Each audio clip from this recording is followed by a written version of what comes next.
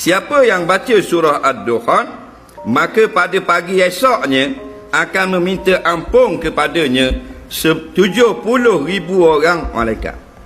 Allah Rabbi. Kata ulama, sama kali pun dia mati pada esok pagi. Lepas baca surah Ad-Dukhan, tidur mati. Esokkannya mayatnya diampun oleh 70,000 malaikat. Mana setiap seorang malaikat kata, ya Allah, ampunkanlah si fulan. Doa orang yang dok makan haram ni mustajab. Malaikat makan haram. Adakah batal puasa bila doktor ambil darah? Sebab tu kita dengar molek-molek bila ustaz ngajar. Perkara-perkara yang membatalkan puasa. Yang pertamanya, makan dan minum. Jadi, yang membatalkan bak darah ini ialah makan atau minum darah. Nah. Jadi keluar suatu daripada badan batal tak puasa.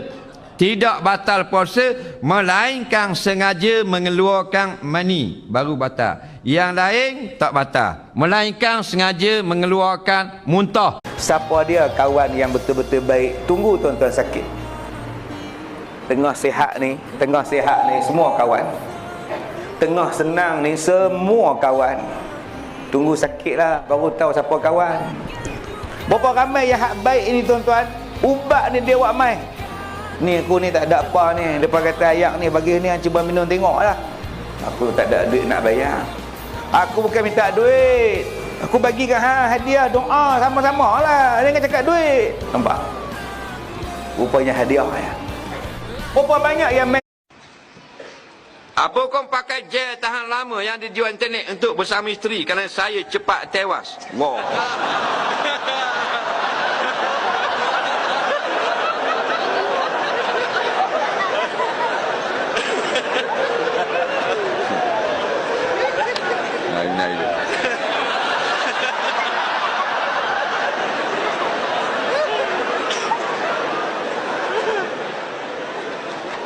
Berat tengok.